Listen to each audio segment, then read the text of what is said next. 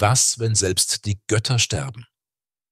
Was, wenn das Ende der Welt nicht als stilles Verlöschen kommt, sondern als Sturm aus Feuer, Eis und Blut? Die alten Nordmänner hatten auf diese Fragen eine Antwort, und sie nannten sie Ragnarök, ein Wort, das so viel bedeutet wie das Schicksal der Götter. Es ist kein gewöhnlicher Weltuntergang, sondern eine dramatische, kosmische Katastrophe, die Himmel und Erde erschüttert. In Ragnarök stürzt sich Odin, der Allvater, in seine letzte Schlacht. Thor, der Donnergott, erhebt noch einmal seinen Hammer gegen die Midgard-Schlange. Loki, der ewige Trickser, kehrt zurück, um die Welt in Chaos zu stürzen. Und aus den Tiefen von Hel selbst steigen die Armeen der Toten. Doch Ragnarök ist mehr als nur ein Mythos. Es ist eine Geschichte über Angst und Hoffnung, über Zerstörung und Neuanfang. Die Wikinger und ihre Vorfahren malten sich das Ende nicht als endgültige Finsternis, sondern als dramatischen Übergang. Das Alte vergeht, damit Neues entstehen kann. Heute nehmen wir euch mit auf eine Reise in die Welt der Edda-Dichtungen, in die Mythen und Visionen eines Volkes, das das Leben inmitten rauer Natur und ständiger Gefahren verstand. Wir werden Schritt für Schritt nachvollziehen, wie die Apokalypse im Norden gedacht wurde und was sie uns bis heute erzählt. Um Ragnarök zu verstehen, müssen wir zunächst einen Blick in die Welt werfen, aus der dieser Mythos stammt. Die germanisch-skandinavische Mythologie war kein festgeschriebenes Buch, sondern ein lebendiges Geflecht aus Geschichten, die über Jahrhunderte mündlich überliefert wurden. Erst im Mittelalter, lange nach der Christianisierung, wurden viele dieser Legenden in Island niedergeschrieben, vor allem in der Edda, einer Sammlung von Gedichten und Prosatexten. Die Gesellschaft der Wikinger lebte in einer harten Welt. Eisige Winter, unberechenbare Stürme und die ständige Gefahr von Krieg und Hunger bestimmten den Alltag. Kein Wunder also, dass ihre Mythen von Giganten aus Eis, von Flammenmeeren und von einer drohenden Katastrophe erzählten. Die kosmische Ordnung der Nordmänner. Die Welt der Wikinger war in verschiedene Sphären unterteilt. Asgard, die Heimat der Götter. Midgard, die Welt der Menschen. Jotunheim, das Reich der Riesen. Helheim, die Unterwelt der Toten. All diese Welten waren durch die gewaltige Weltesche Yggdrasil verbunden. Doch so gewaltig dieser Baum auch war, er war nicht unzerstörbar. Schon in den Mythen nagt der Drache Nidhögr an seinen Wurzeln. Die Botschaft, alles, selbst das Größte, ist vergänglich. Laut den Mythen beginnt Ragnarök nicht plötzlich. Es gibt Zeichen, die das Ende ankündigen. Fimbulwinter, ein endloser Winter, 3 Jahre ohne Sommer, der die Menschheit an den Rand des Untergangs treibt. Bruderkriege, in denen selbst Familien einander töten. Das Brechen der Ketten, wenn der Fenriswolf befreit wird und die Midgard-Schlange aus den Tiefen des Ozeans auftaucht. Diese Bilder spiegeln nicht nur kosmische Fantasie, sondern auch menschliche Realität. Hunger, Kälte und Krieg waren ständige Begleiter des nordischen Lebens. Die wichtigste Quelle ist die Völuspá, das Lied der Seherin aus der älteren Edda.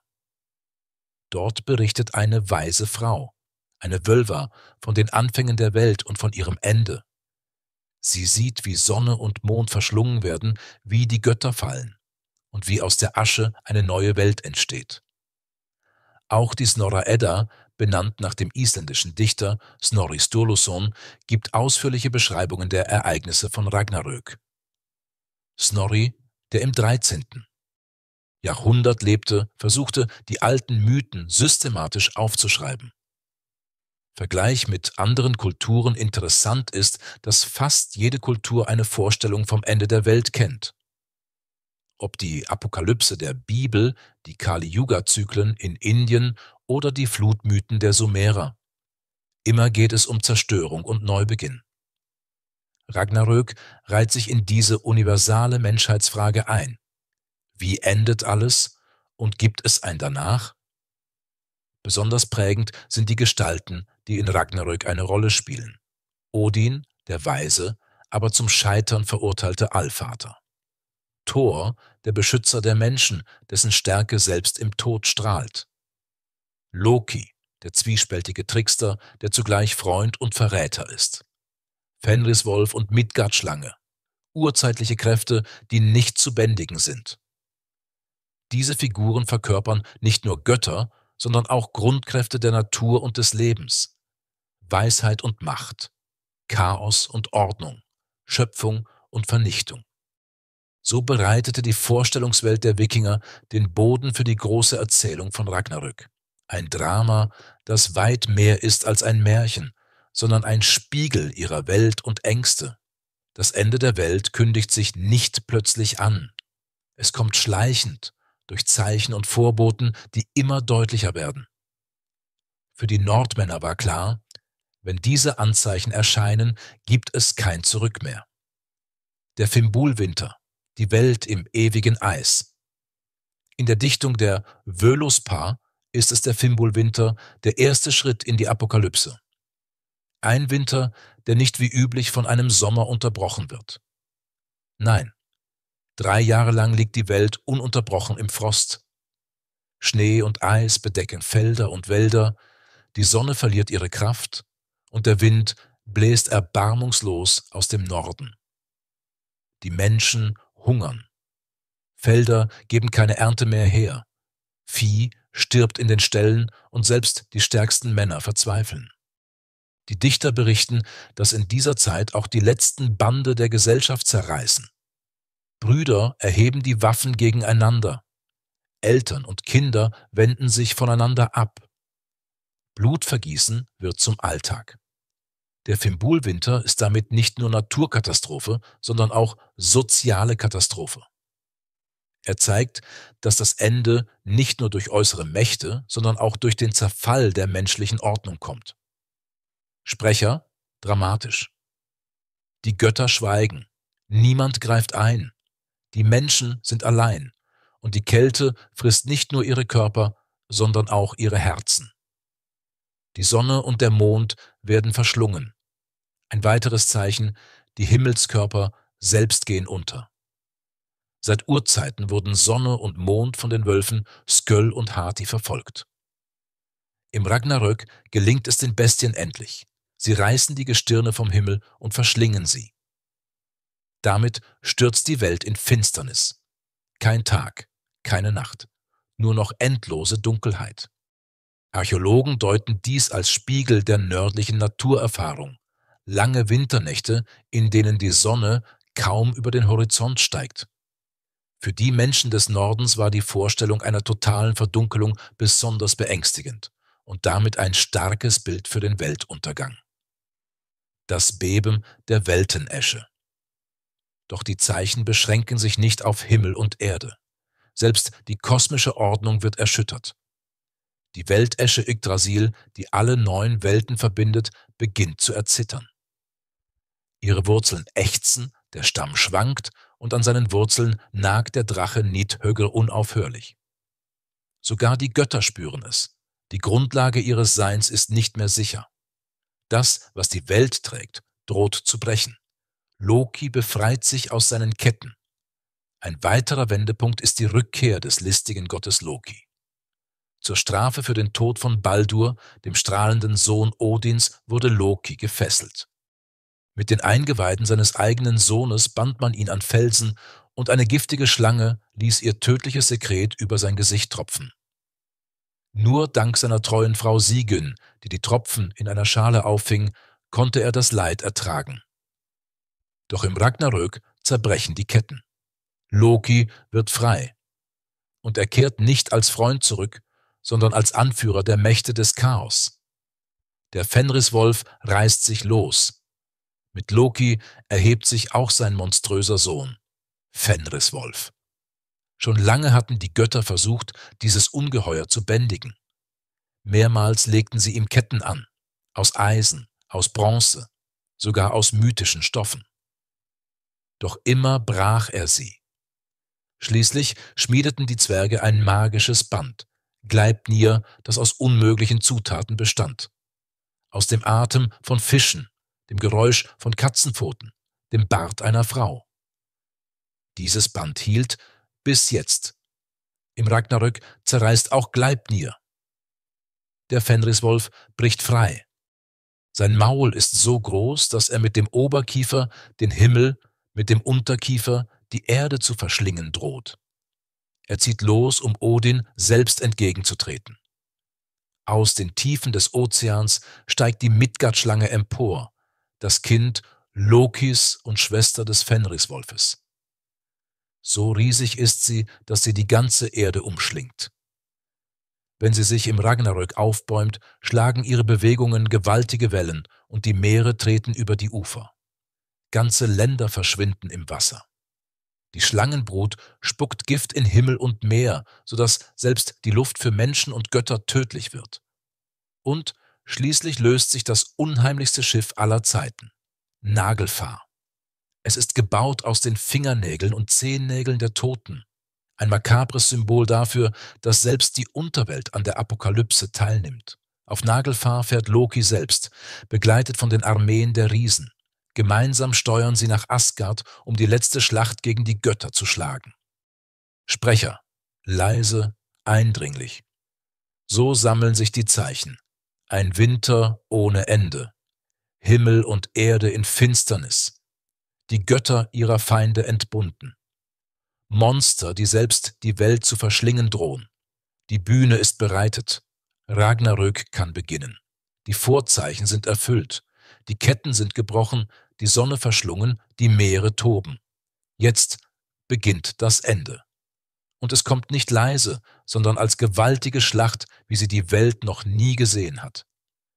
Der Aufmarsch der Mächte. Aus allen Richtungen marschieren die Heere heran. Aus Jotunheim stürmen die Riesen.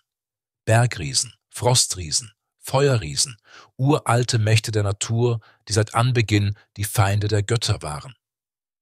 Aus dem Süden kommt der furchtbare Surtur, der Feuerriese mit seinem flammenden Schwert, das heller brennt als die Sonne. Jeder seiner Schritte lässt Erde und Himmel erzittern. Vom Meer her fährt Nagelfar, das Schiff aus den Nägeln der Toten. An Bord Loki und die Scharen aus Hel, ein Heer aus Toten, das keine Furcht kennt. Auf der anderen Seite stehen die Götter von Asgard. Odin ruft alle Einherjer, die gefallenen Krieger, die in Valhall trainiert haben. Mit glänzenden Waffen und Schilden treten sie an Seite mit den Asen. Auch die Walküren, die himmlischen Schildjungfrauen, begleiten sie in die Schlacht. Die gesamte Ordnung der Welt versammelt sich, um gegen das Chaos anzutreten. Odin gegen den Fenriswolf. Odin, der Allvater, reitet auf seinem achtbeinigen Pferd Sleipnir. In der Hand hält er seinen Speer Gungnir, das Symbol der göttlichen Ordnung. Doch sein Schicksal ist besiegelt. Schon lange wissen die Götter, Odin wird vom Fenriswolf verschlungen. Im tosenden Kampf wirft er sich dennoch dem Ungeheuer entgegen. Er stößt Gungnir vor, doch das Maul des Wolfes reißt ihn auf und verschlingt ihn ganz.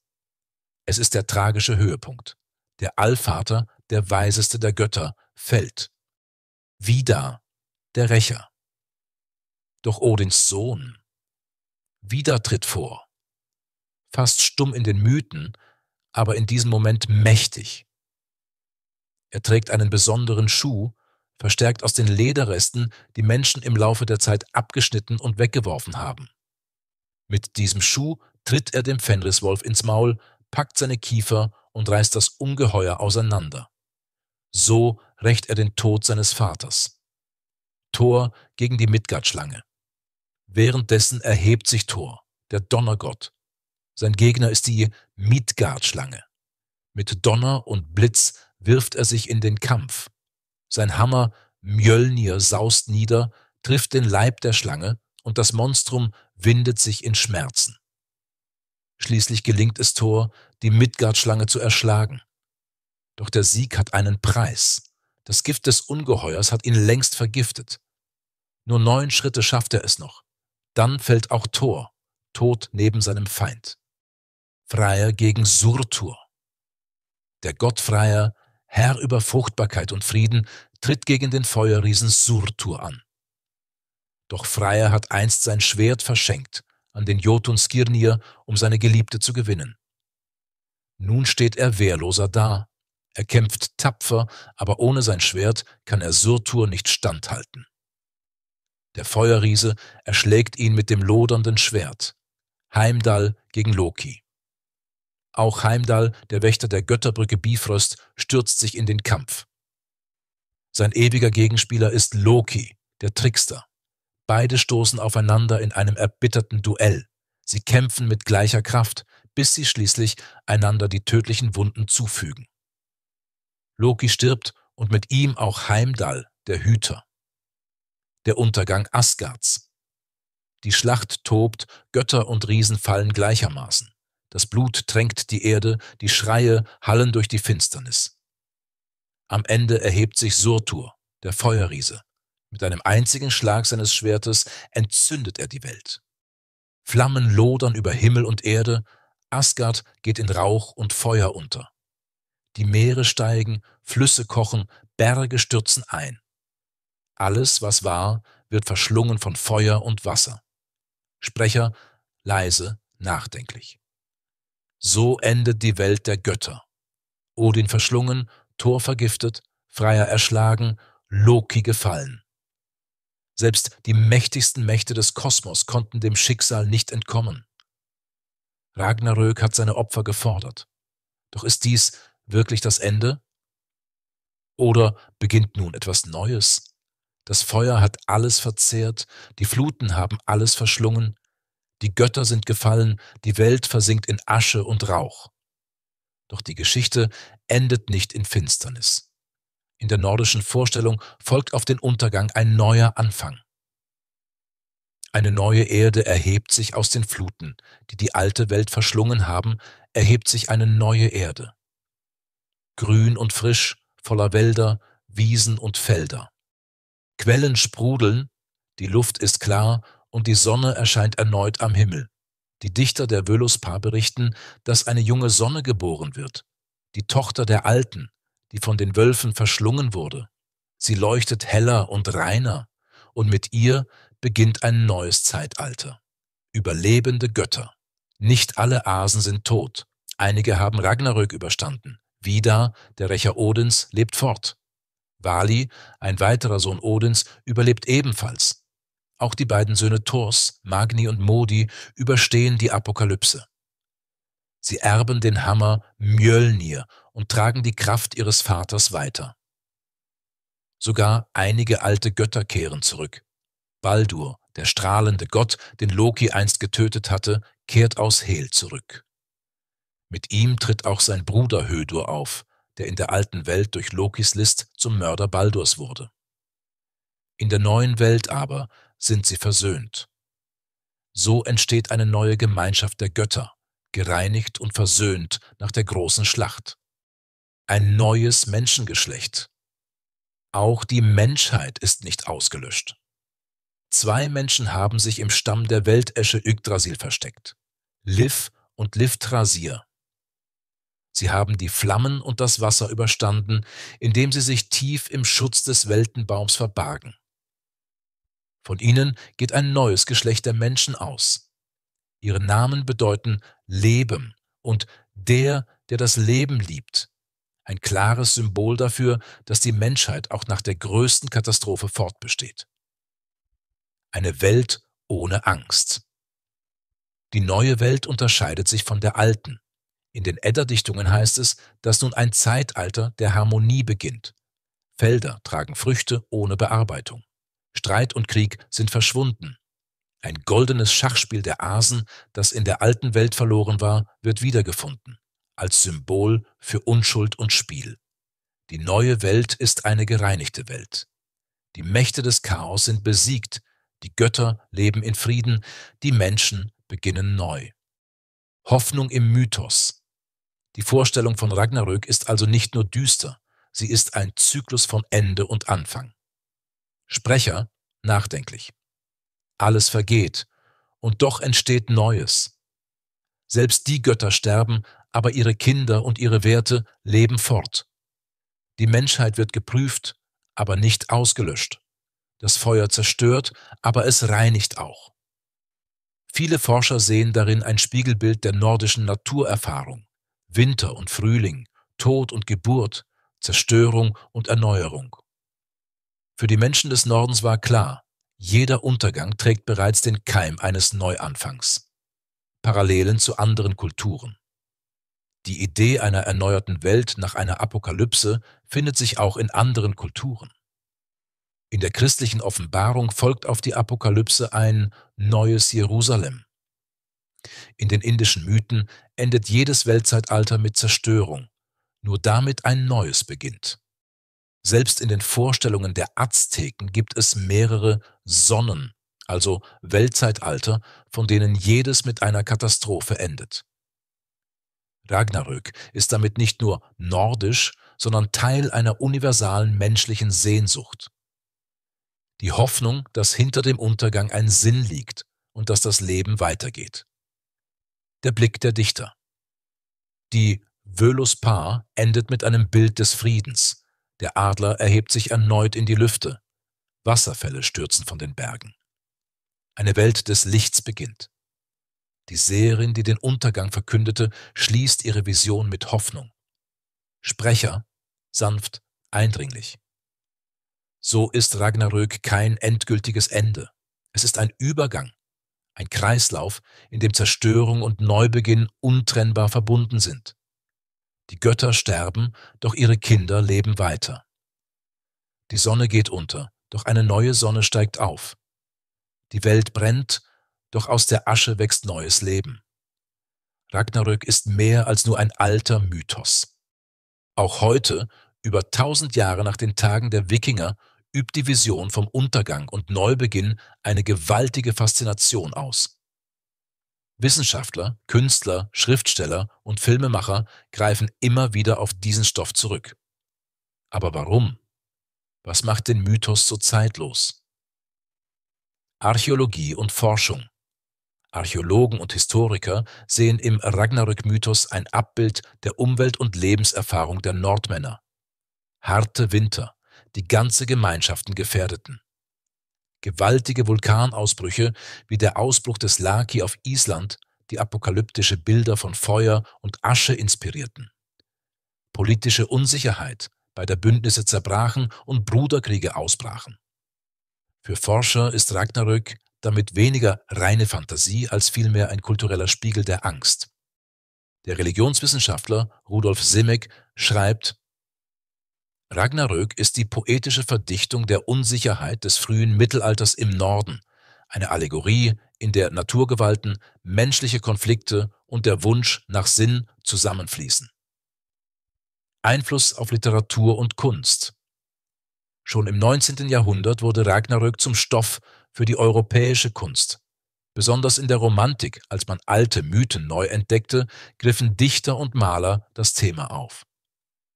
Richard Wagners Opernzyklus Der Ring des Nibelungen endet in einer Katastrophe, die stark von der Ragnarök-Dichtung inspiriert ist. In der Malerei tauchen immer wieder Bilder von kämpfenden Göttern, stürzenden Himmeln und brennenden Welten auf. Auch in der Fantasy-Literatur lebt Ragnarök weiter.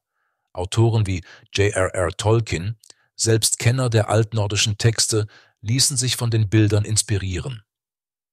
Der Kampf gegen überwältigende Dunkelheit, gefallene Helden, das Motiv des Neuanfangs. Ragnarök in der Popkultur. Heute ist Ragnarök allgegenwärtig in der Popkultur. In Comics und Filmen des Marvel-Universums taucht Thor regelmäßig auf und im Film Thor Ragnarok von 2017 wird der Weltuntergang als actiongeladenes Spektakel inszeniert, wenn auch mit vielen Freiheiten gegenüber den alten Quellen. In Videospielen wie God of War, Ragnarök oder der Assassin's Creed Valhalla wird der Mythos zum interaktiven Erlebnis. Spieler können in die Welt der Wikinger eintauchen und selbst Teil der Schlacht werden. In der Musik greifen Metal-Bands wie Amon Amarth oder Wardruna die Bilder von Ragnarök auf, um Wucht und Epik in Klang zu übersetzen. Die alte Erzählung wird so immer wieder neu erzählt, angepasst an die Sprache der Gegenwart. symbolische Bedeutung heute. Warum fasziniert uns Ragnarök noch immer? Vielleicht, weil es nicht nur von Zerstörung, sondern auch von Hoffnung spricht. In einer Welt, die von Klimawandel, Kriegen und Krisen geprägt ist, erscheint die Idee eines alles vernichtenden Endes plötzlich nicht mehr fern. Ragnarök wird so zum Spiegel unserer eigenen Ängste, vor Naturkatastrophen, die wir nicht kontrollieren können, vor dem Zusammenbruch gesellschaftlicher Ordnung, vor dem Versagen unserer Führer in entscheidenden Momenten. Doch gleichzeitig schenkt der Mythos Hoffnung, nach dem Untergang wächst Neues. Nach Dunkelheit kommt Licht. Politische und kulturelle Vereinnahmung. Ragnarök war und ist auch Gegenstand politischer Deutung. Im 20. Jahrhundert missbrauchten Nationalisten die nordische Mythologie, um Ideologien zu rechtfertigen. Heute warnen Historiker davor, Mythen wie Ragnarök als politische Propaganda zu missbrauchen.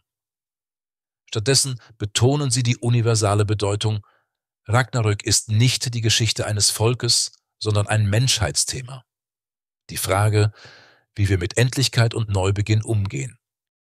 Ragnarök als psychologisches Bild. Manche Psychologen sehen in Ragnarök ein starkes archetypisches Bild. Carl Gustav Jung deutete Mythen dieser Art als Ausdruck kollektiver Seelenbilder. Ragnarök spiegelt demnach die inneren Kämpfe der Menschheit. Chaos gegen Ordnung, Zerstörung gegen Schöpfung, Tod gegen Leben. Für das Individuum kann Ragnarök sogar als Metapher für persönliche Krisen verstanden werden. Wenn Altes zerbricht, entsteht Raum für Neues. So lebt Ragnarök weiter. In Forschung, in Kunst, in unseren Ängsten und Träumen. Die Wikinger erzählten damit ihre Sicht der Welt. Und wir erkennen darin noch immer unsere eigene. Ragnarök war für die Menschen des Nordens eine Vision des Endes und zugleich eine Botschaft der Hoffnung. Heute, im 21. Jahrhundert, fragen wir uns, welche Bedeutung kann dieser Mythos für unsere Zukunft haben? Prognosen der Forschung Religionshistoriker sehen im Ragnarök eine universale Botschaft. Kulturen brauchen Geschichten vom Ende, um über die Gegenwart hinauszudenken. Für die Wikinger war es ein Mittel, das Unerklärliche zu fassen: Winter, Hunger, Tod.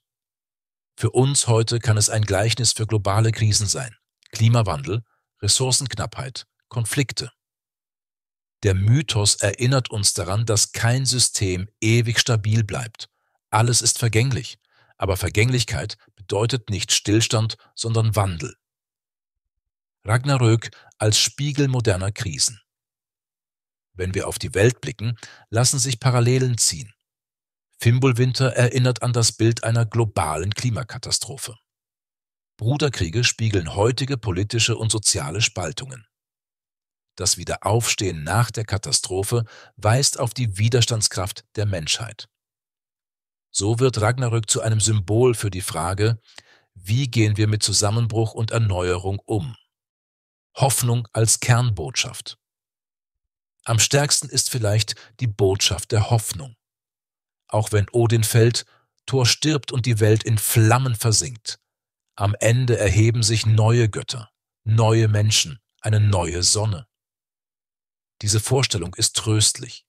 Sie zeigt, dass selbst im Untergang ein Sinn liegt, ein Keim für Neues. Ragnarök als zeitlose Geschichte. Warum fasziniert uns Ragnarök heute so sehr?